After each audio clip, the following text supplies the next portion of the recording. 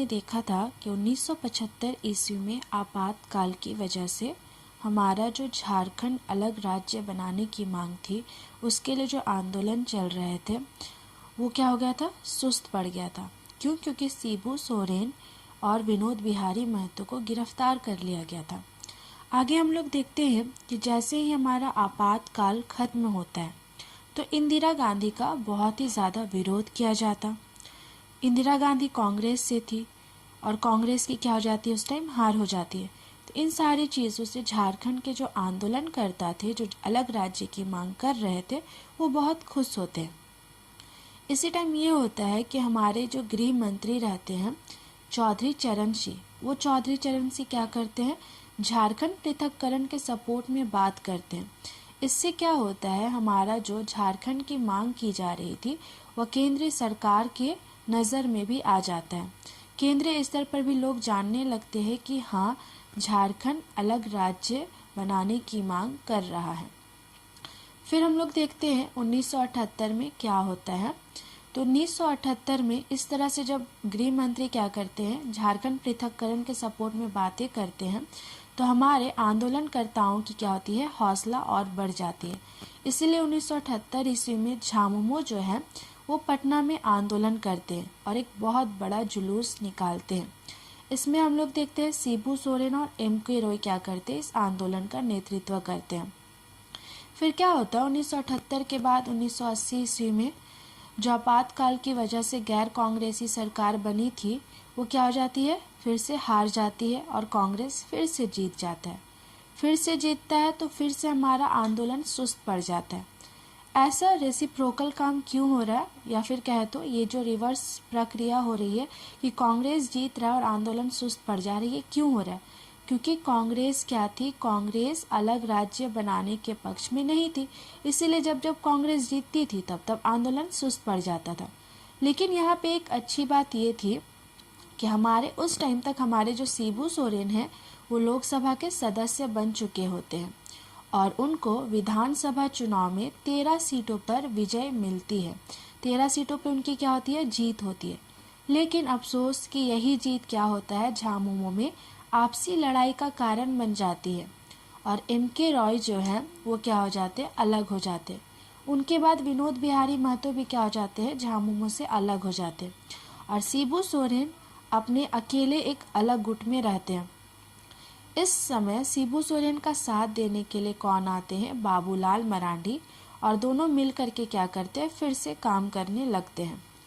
फिर हम लोग देखते हैं कि 1984 ईस्वी में क्या होती है, इंदिरा गांधी की हत्या कर दी जाती है।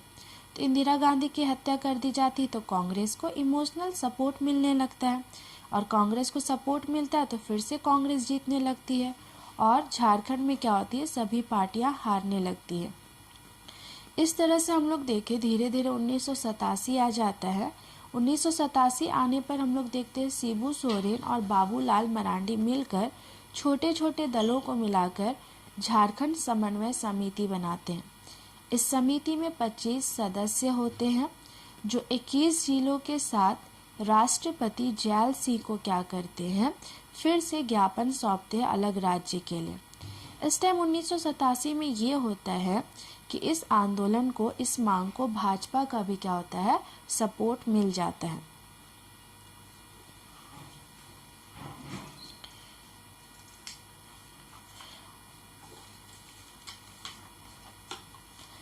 आगे हम लोग देखते हैं क्या होता है।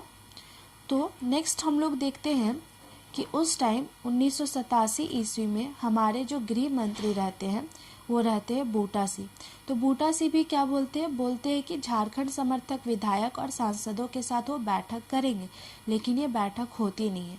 फिर जो केंद्रीय सरकार है वो एक 5 मेंबर टीम बनाती है जो बोलते हैं कि बिहार, बंगाल, उड़ीसा और मध्य प्रदेश का दौरा करेंगे। फिर 1989 ईस्वी में हमारे जो प्रधानमंत्री बनते हैं वो प्रताप विश्वनाथ होते हैं। वो क्या करते हैं, एक 24 सदस्य टीम बनाते हैं जिसमें 16 प्रतिनिधि झारखंड के होते हैं। ये भी मात्र कोरम था। ये जो 24 सदस्य टीम है वो हमारा बंगाल, बिहार, उड़ीसा और मध्य प्रदेश का दौरा करते हैं। रिपोर्ट भी सांसद को क्या करते हैं, सौंपते हैं। लेकिन ये बस कोरम मात्र है, बस दिखावा है, ताकि क्या हो जाए, झारखंड आंदोलनकर्ताओं को क्या मिल जाए, तसल्ली मिल जाए। फिर हम लोग देखते हैं कि 1990 ईस्वी में लालू प्रसाद बिहार के मुख्यमंत्री बनते।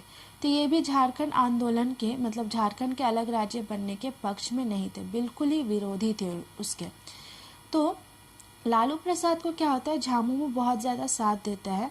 तो झामुमो को उम्मीद रहती कि चलो लालू प्रसाद उनके इस आंदोलन में उसके इस मांग के साथ खड़े होंगे, लेकिन ऐसा होता नहीं है। लालू प्रसाद क्या बोलते हैं, ये जो विभाजन का, ये जो अलग राज्य बनाने की बात है, वो केंद्र सरकार के अधिकार में है, मेरे अधिकार में नहीं। फिर वो बोलती है कि हम लोग झारखंड के लिए कुछ योजनाएं ले आएंगे, और 2-3 योजनाएं वो गिनाती भी है, ये योजना वो योजना, पर ऐसा कुछ भी नहीं होता। फिर देखते हैं 1991 ईस्वी में बिहार सरकार क्या करती है, एक झारखंड विकास परिषद बनाती है।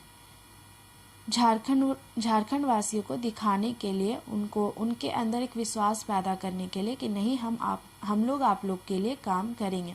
लेकिन ऐसा कुछ होता नहीं। ये भी जो विकास परिषद बनाई जाती है वो भी एक कोरम मात्र रहता है। कोरम इसलिए क्योंकि इसमें बोला जाता है कि इस विकास परिषद के जो अध्यक्ष होंगे वो राज्य सरकार का ही कोई आदमी होगा, और वो राज्य सरकार के हिसाब से ही काम करेगा। तो फिर जब बिहार सरकार तो चाहती ही नहीं अलग राज्य बनाना, और वो झारखंड के निवासियों के बारे में कभी सोचती ही नहीं है, और अगर इस विकास परिषद में अध्यक्ष भी बिहार सरकार की होगी और उसके हिसाब से काम करेगी, तो झारखंड के लिए क्या ही काम कर देगी। तो ये भी बस कोरम मात्र रह जाता है। फिर 1992 ईस्वी में हम लोग देखते हैं कि हमारे गृह मंत्री होते हैं शंकर चौहान। वो क्या करते हैं, बिहार, बंगाल, उड़ीसा, मध्य प्रदेश के मुख्यमंत्री के साथ बैठक करते हैं। और इसी के साथ हम लोग देखते हैं 1994 ईस्वी में झारखंड विकास परिषद में क्या किया जाता है, बहुत सारे संशोधन किए जाते हैं और उसको प्रभावी बनाया जाता है।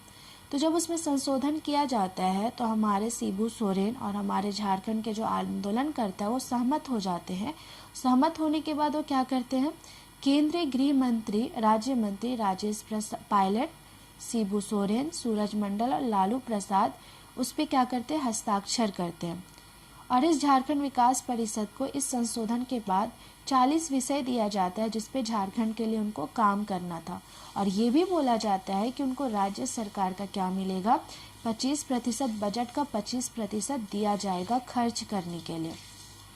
तो जो लोग झारखंड राज्य के अलग होने की मांग कर रहे थे वो बोलते हैं यहाँ की जनसंख्या अभी 2,18,00,000 के समथिंग है, और ऐसे कंडीशन में जब हमारा क्या है, क्षेत्रफल 79,714 वर्ग किलोमीटर है और इसमें 2,18,00,000 लोग रह रहे हैं, तो ये 25% बजट उनके लिए कैसे हितकारी हो सकता है। कैसे वो उतना मतलब 25% बजट उनके लिए कामगार नहीं होगा, वो उतनी जनसंख्या की मांग को, उनकी योजनाओं को, उनके विकास कार्य को पूरा नहीं कर पाएगा। और साथ ही साथ वो ये भी बोलते हैं झारखंड बिहार के विकास में अपना 70% का योगदान देता है, और जो राज्य 70% का योगदान देती है उसके खर्चे के लिए, उसके विकास के लिए, उसकी योजनाओं के लिए मात्र बजट का 25%, ये तो बिल्कुल ही अन्याय है। फिर हम लोग देखते हैं 1998 ईस्वी में भाजपा केंद्र में आ जाती है। तो भाजपा क्या करती है, इस झारखंड पृथक्करण की मांग के सपोर्ट में होती है, और वो बोलती है ठीक है हम लोग झारखंड बनाएंगे लेकिन वनांचल के नाम से। वो ऐसा क्यों करती है, ताकि क्षेत्रीय पार्टियों को लाभ ना मिले।